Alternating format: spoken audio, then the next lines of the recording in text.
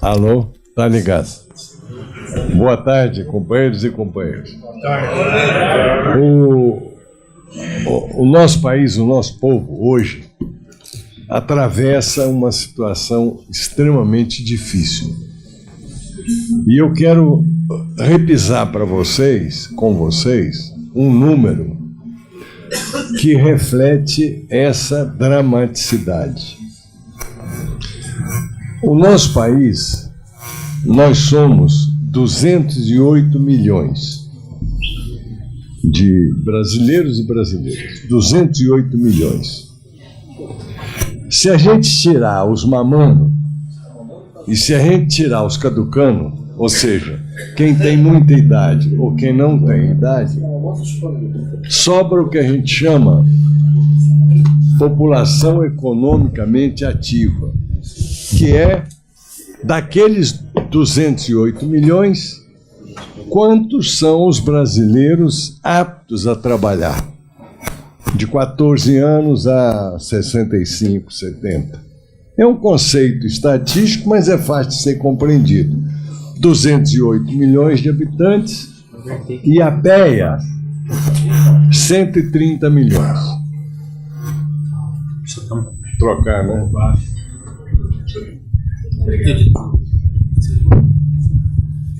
Assim? Isso. Obrigado. Então, vamos gravar esse número. 208 milhões são os brasileiros e brasileiras. 130 milhões em condições de trabalho.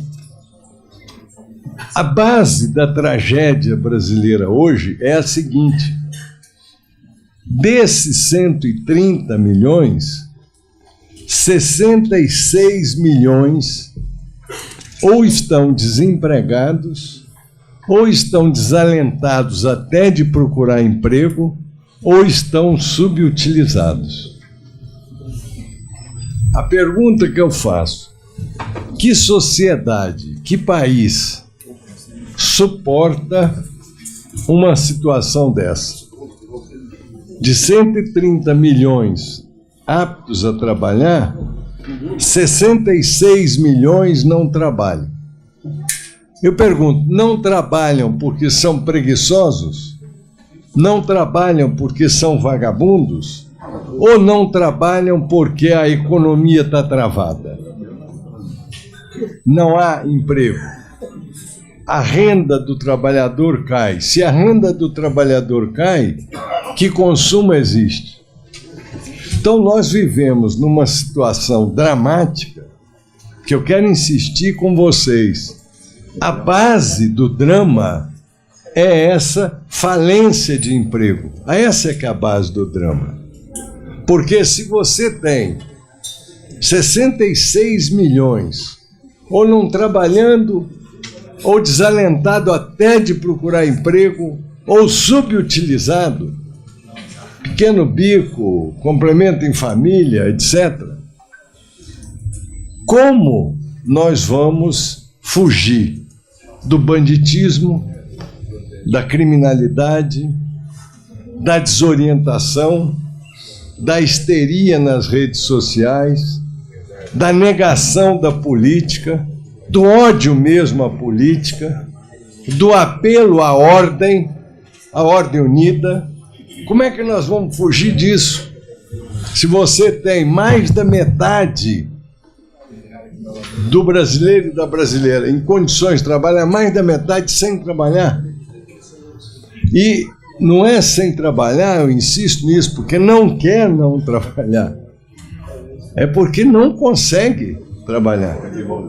Então, esse fato, ele é um fato de uma gravidade enorme e é subestimado. Nós não levamos em conta essa realidade. Preste atenção.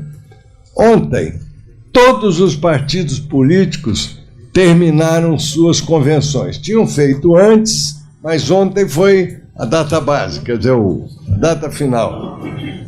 Esses partidos, e com a lógica deles, se preocuparam em montar chapa, presidente, vice, montar para verificar alianças para acesso à rádio e televisão da campanha.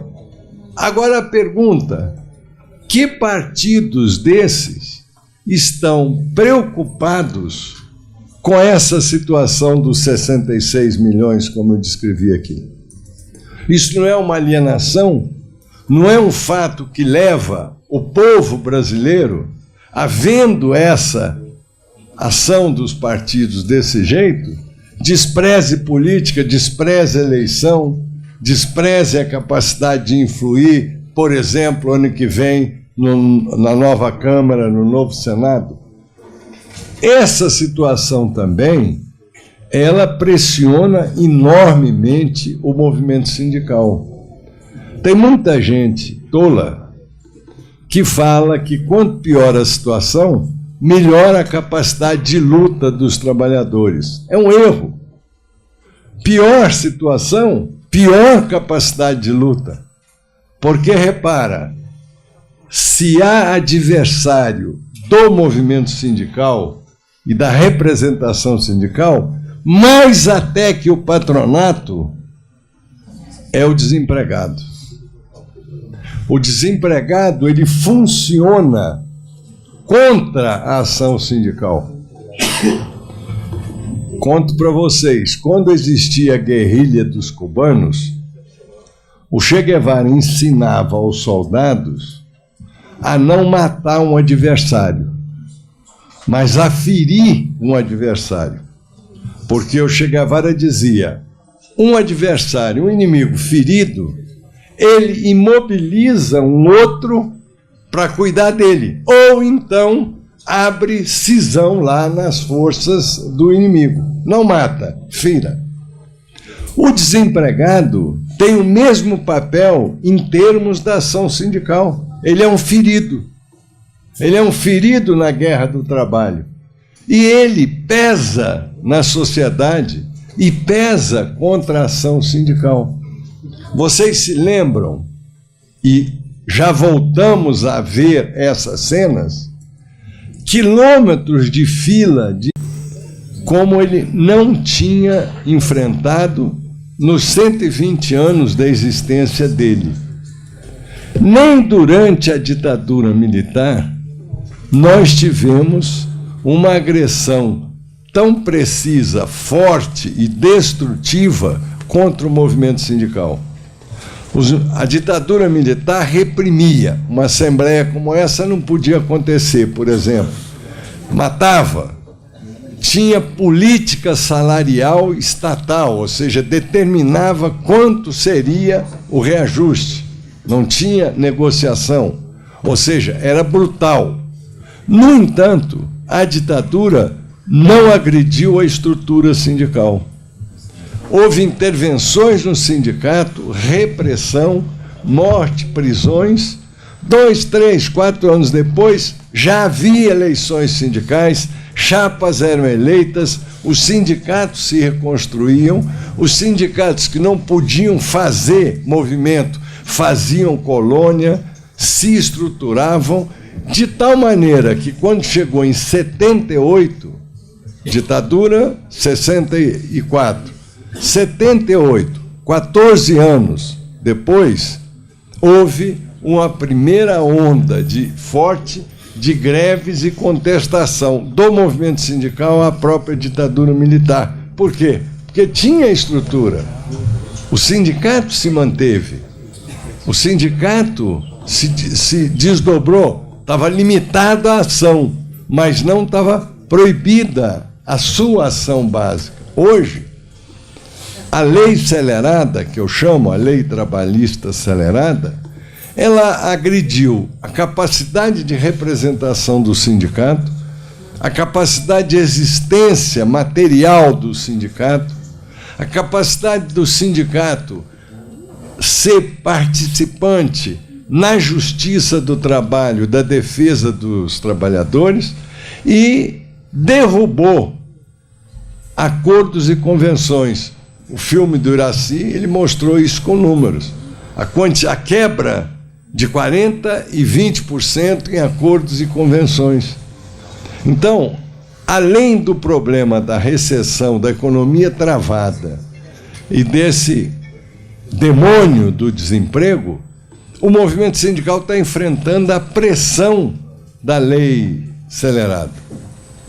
Ele está enfrentando um desafio para o qual, se nós não tivermos unidade e juízo, nós podemos, de uma hora para outra, entrar em colapso. Vocês já viram casa velha, que durante a noite faz uns barulhos esquisitos?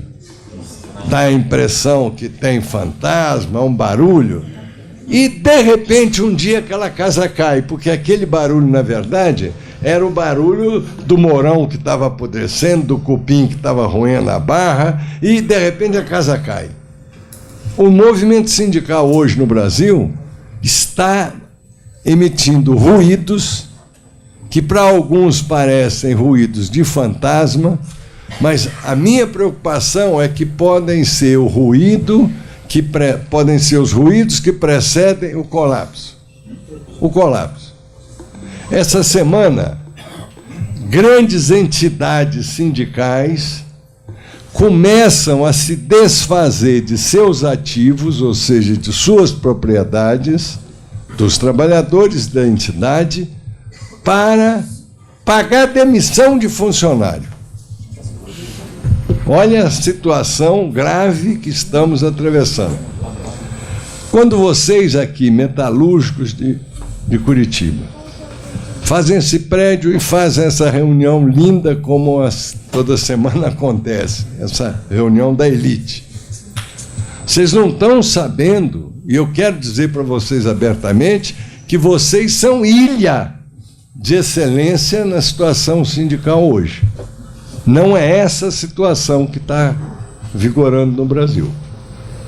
É muito mais uma situação de uma casa assombrada cheia de barulho que pode pronunciar a queda do que a pujança que vocês têm demonstrado. Repara, não existe outro sindicato no Brasil hoje que tenha feito uma sede como essa e, ao mesmo tempo, está reformando a antiga sede, dando a ela vida nova. Me diga que outro sindicato está podendo enfrentar isso aqui hoje no Brasil. Há um mês atrás, a CUT vendeu a sede dela, a sede. E ainda bem que o fez, porque fez vendendo bem, vendendo no mercado, vendeu para uma empresa que provavelmente vai fazer um outlet lá onde era a sede. E, infelizmente, vendeu bem, mas vendeu a sede. A força sindical, o prédio imenso, vazio. Vazio. A UGT tem projeto de sobrevivência a janeiro e criou um fundo para garantir eventuais demissões. O movimento sindical nosso, em 10 meses com a vigência da lei, demitiu 6.000 funcionários sindicais. Só para vocês terem uma ideia, o sistema patronal sindical demitiu, nesse período, 330. Nós tivemos, porque o sistema patronal tem o sistema S por trás. Então, a crise, digamos, foi absorvida. Mas o nosso sistema sindical demitiu 6.000 funcionários. Grandes entidades estão fazendo PDV, grandes entidades estão fazendo caixinha para poder demitir pagando direito. Então, nós estamos atravessando uma situação sindical grave. E nós temos erros e defeitos. Primeiro erro e defeito.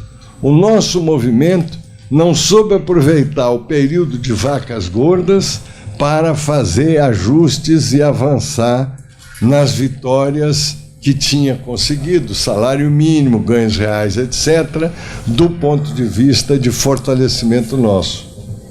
Outro problema seríssimo. A lei, vocês sabem que essa lei, eu não posso falar besteira porque depois me criticam, mas essa lei é trepada em pé no canto da escada, essa lei trabalhista. Ela foi feita em pé no canto da escada, aquela poda sofrida, rápida. quase estupro, assédio. Vocês sabem disso. Me dá um exemplo, outro, de uma lei que entre o envio de um original do Executivo e a aprovação e promulgação da lei completa tenha transcorrido 6 meses. Me dá outro exemplo.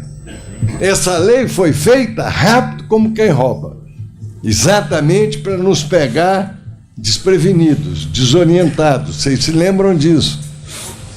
No apagar das luzes do projeto, eles enfiam na lei um supositório envenenado, que é o fim do imposto sindical. Supositório envenenado porque foi o que garantiu a neutralidade da base em relação à lei e a hostilidade da base em relação às direções sindicais.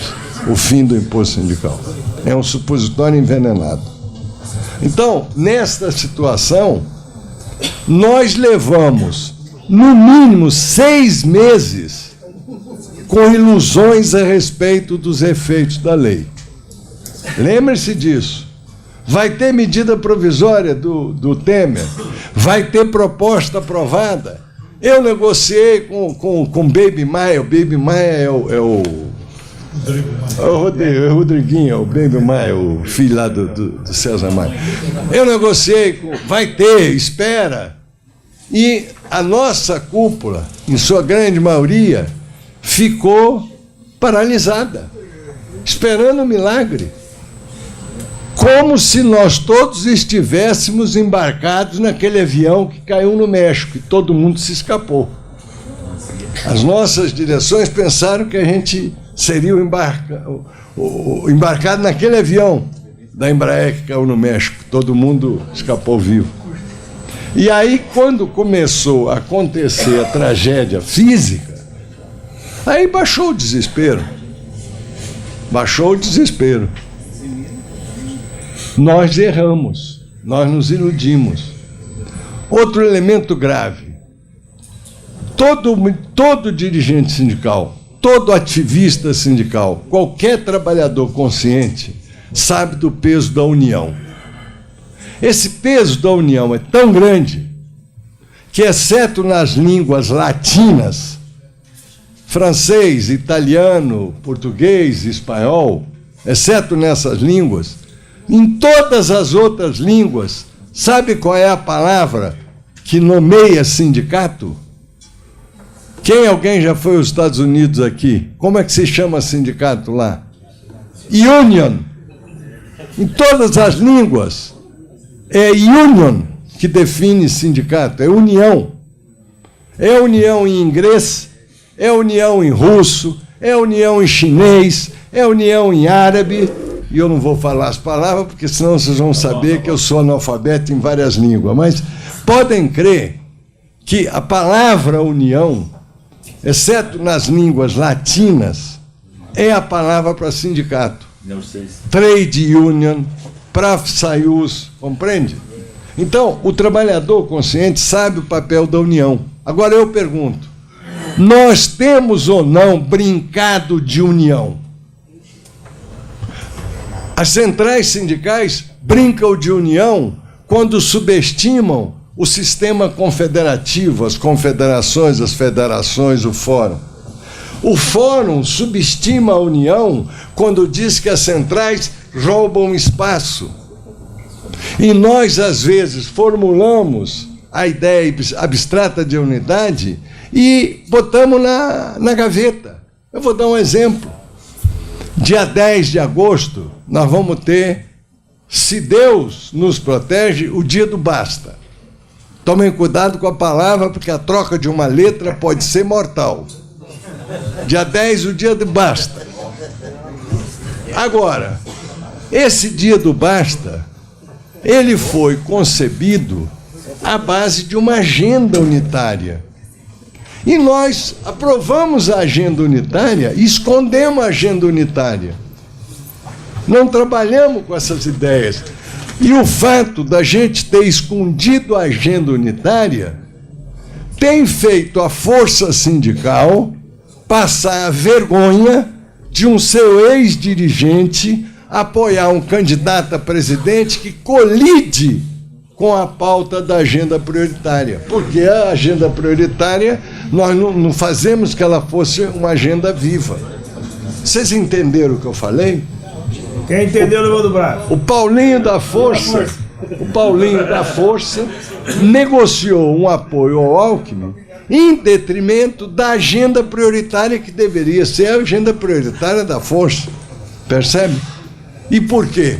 Porque nós brincamos de unidade, nós não trabalhamos seriamente. Porque se é forte, se é unido, o primeiro item da agenda é luta contra o desemprego. Quem propõe manter a atual política, propõe manter uma política de desemprego, de travamento da economia. Quem propõe reforma da Previdência, propõe uma política contrária, provadamente, ao interesse dos trabalhadores. Agora, quem tem todas essas posições contra nós, vocês acham que vai ceder na questão da bufunfa para o sindicato? Da verba para o sindicato? Eu costumo dizer o seguinte: tem duas situações que nós temos de entender com muita clareza. Eu vou no pasto, pego a vaca, trago a vaca para o curral, amarro o rabo da vaca, sento no banquinho atrás da vaca e não quero tirar o leite da vaca? Então vou dar dois exemplos. Eu denunciei o Lula, eu condenei o Lula, eu prendi o Lula, e agora vou soltar o Lula? Estou dando um exemplo. Vou dar agora o nosso exemplo. Eu botei o supositório do fim do imposto sindical na lei. Eu fiz o Congresso aprovar goela abaixo a lei, como o Senado, por exemplo, aprovou goela abaixo.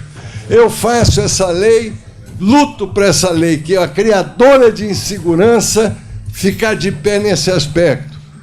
E eu vou abrir mão daquele fim do imposto sindical como elemento destrutivo do movimento? É óbvio.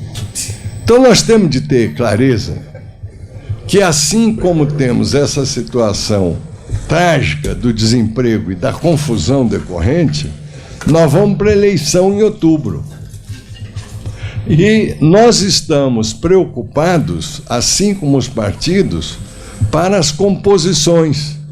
Mas nós não estamos preocupados pelo programa.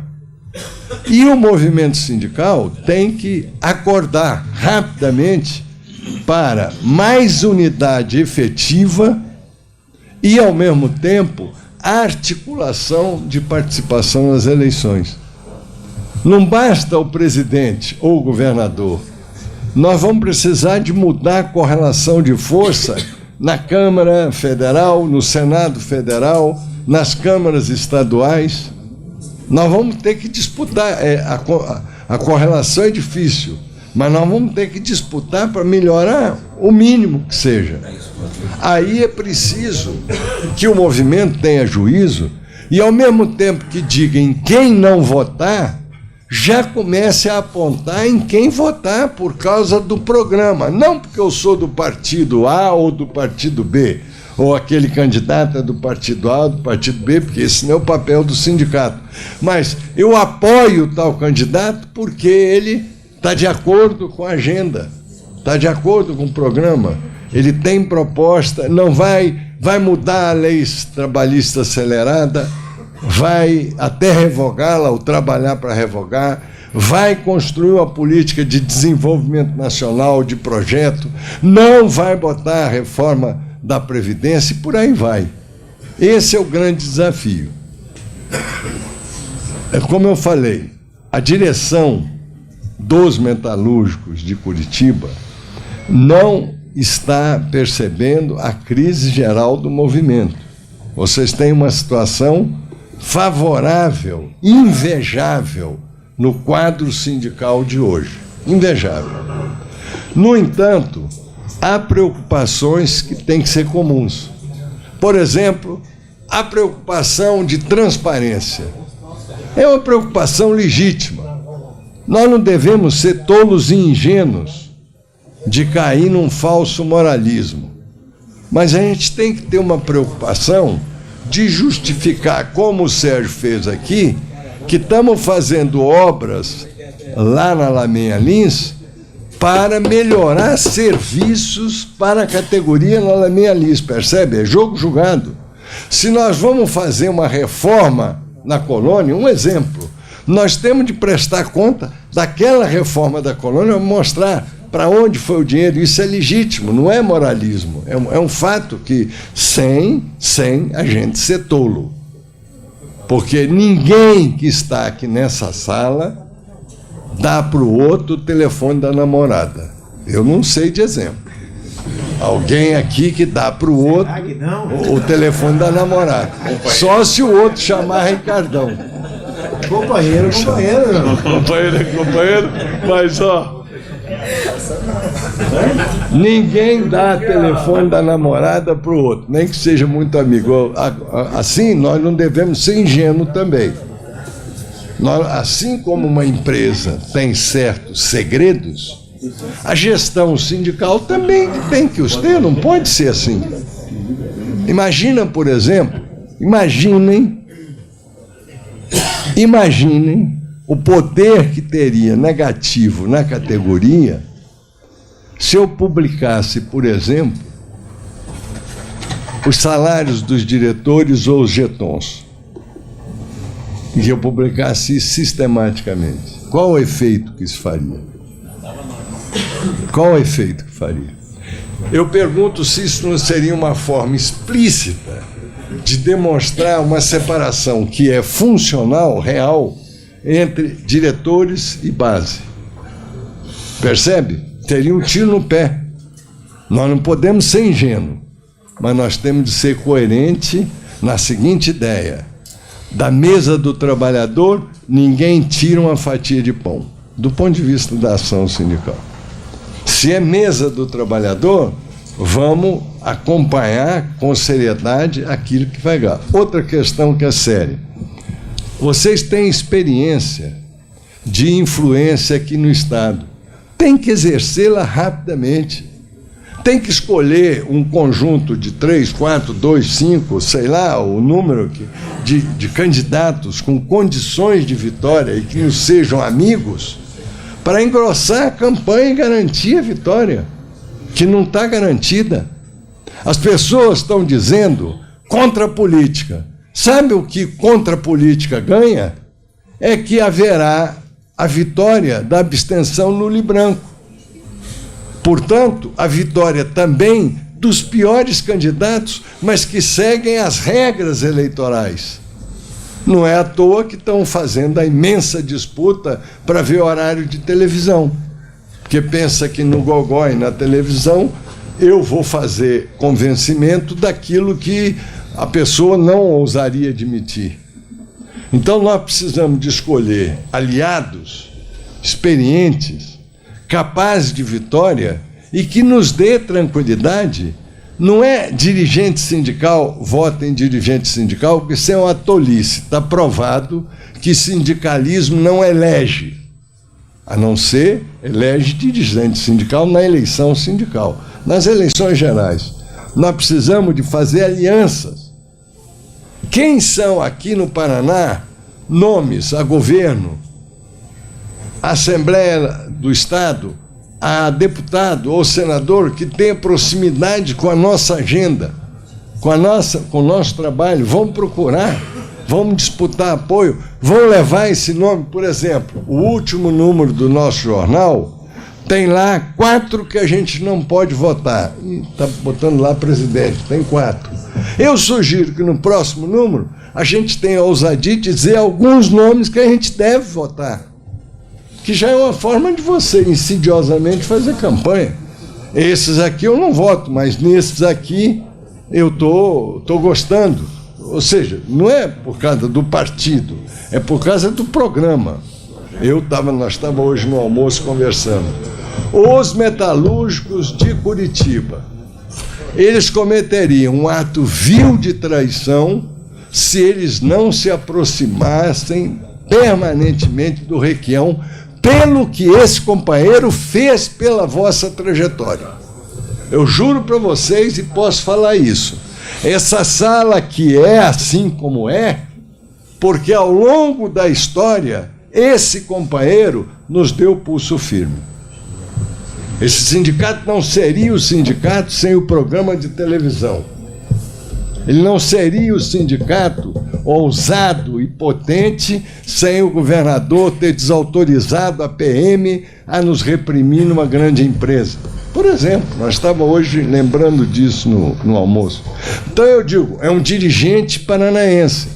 Então não é natural a gente fazer um trabalho de aproximação, ouvir dele o que ele acha, quem... É uma coisa que é natural. Claro, cada um de nós tem o seu partido, tem o seu o eleito privilegiado, mas como instituição nós podemos voltar a usar um termo que se falava antigamente em política, que é descarregar voto. Antigamente falava assim, vamos descarregar voto. Descarregar voto que é o seguinte, vamos orientar no sentido, e aí o trabalhador, a família dele, no bairro que ele mora. Eu acho que essas tarefas são imediatas, urgentes, e que nós temos condição de realizá-las. O movimento sindical, que está atualmente de cueca, e alguns até de cueca fedorenta, ele olha para vocês.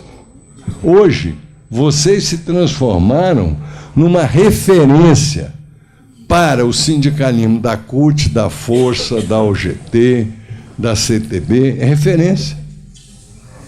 Vários dirigentes sindicais que têm juízo gostariam de estar aqui nessa mesa para ouvir a vossa experiência hoje, eu não tenho dúvida nenhuma disso.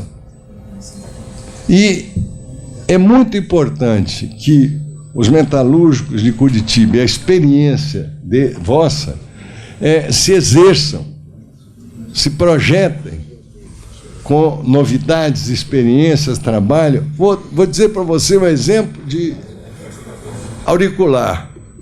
O Sérgio anunciou que lá na Lameia Lins vai haver a ação dos grupos privados de saúde, dos planos. Eu sugeri imediatamente a ele, que é natural, pelo peso e experiência do sindicato, que haja lá, nesse prédio, um espaço do SUS, que é o Sistema Único de Saúde, que é o planão público.